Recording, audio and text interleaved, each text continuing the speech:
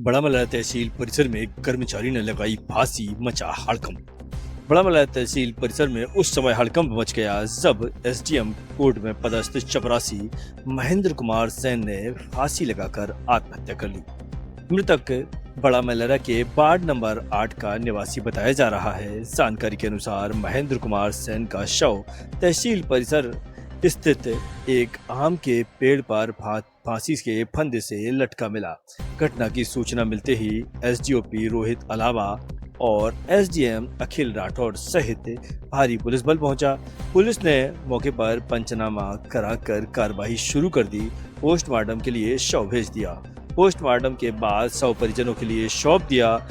घटना के बाद तहसील परिसर में सनसनी फैल गई और बड़ी संख्या में लोगों की भीड़ जुट गई। फिलहाल पुलिस पूरे मामले की जांच कर रही है।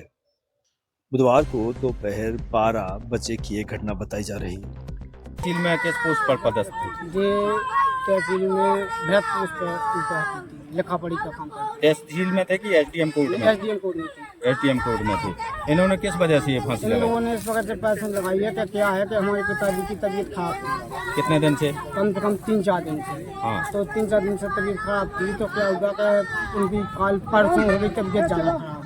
तो परसों ज़्यादा तबीयत खराब हो गई तो हमने उनसे कहा कि चलो हम आप लोगों को दिखवा देते हैं। तो वो अपने बड़ा मलया के स्वास्थ्य केंद्र में गए तो वहाँ डॉक्टर ने दवाइयाँ दी और दवाई देने के बाद वे बोले हमको ये एप्लीकेशन लिख देने दो। हमने कि ठीक है। सब हम ताजी भैया आज से एप्लीकेशन लिखा और एसडीएम कोर्ट में एप्लीकेशन दे गए। एसडीएम कोर्ट में एप्लीकेशन दे गए। इसके बाद हम लोग घर चले गए। सबसे पहले कल फोन आया भूपेंद्र पटेल का। भूपेंद्र पटेल कौन है? ये एसडीएम कोर्ट में बाबूजी है। इनका फोन आया, बोले महेंद्र, एतवार का दिन था, बोले महेंद्र तुम तहसील आ जाओ, आज मीटिंग है। पिताजी बोले हमारी तबीयत सही नहीं है, हम नहीं आ पाएंगे। बोले तुम फिर बाद में नहीं कहना कि कुछ लिखा पढ़ी हो जाएगी, एसडीएम कोर्ट से लिखा पढ़ी, इसके जवाबदार हम नहीं हैं। पिताजी आ गए हैं।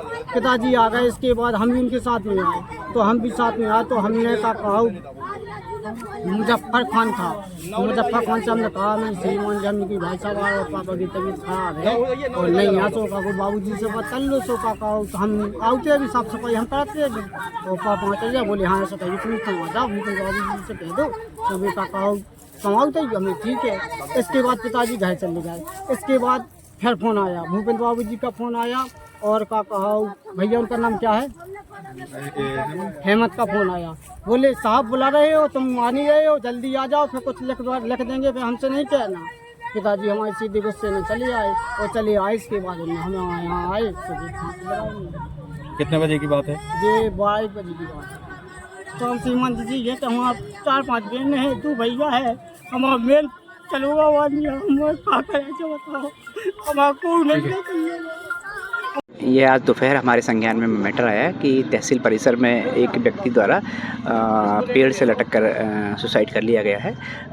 पास जाने पर पता चला कि वो व्यक्ति इस अनुविभाग अधिकारी कार्यालय में पदस्थ भ्रत के पद पर पदस्थ थे और वो मूलतः बिजावर में पदस्थ थे, यहाँ संलग्न थे 2014 से। तो उनके द्वारा निजी कारणों से सुसाइड कर लिया गया है और हम यहाँ पर उनके पोस्टमार्टम कराने के लिए आए हैं और अग्रिम कार्रवाई की जा रही है। सर, उनके बेटे के द्वारा ये कहा गया है कि वो 3 दिन से बीमार चल रहे थे और उन्होंने कार्यालय में बाबू को आवेदन भी दिया था, लेकिन कार्यालय के कर्मचारियों के द्वारा उन्हें बार बार बुलाया जा रहा था, जिससे परेशान होकर के उन्होंने। देखिए, ऐसी कोई बात नहीं है। कोई भी कर्मचारी, शासकीय कर्मचारी हमारा ही व्यक्ति होता है। शासकीय कार्यालय में पत्राचार, फ़ोन कॉल, ये सब सामान्य चीज़ें हैं, ये होती रहती हैं। परंतु किसी को भी किसी के प्राणों से कोई वो नहीं कि उनकी आत्महत्या करने जैसी कोई स्थिति है। मात्र केवल उनकी जानकारी के लिए उनको फ़ोन लगाया हुआ कि वो ऑफिस नहीं आ रहे हैं, तो ये कारण हो सकता है और बाकी कारणों की जांच पुलिस कर देगी।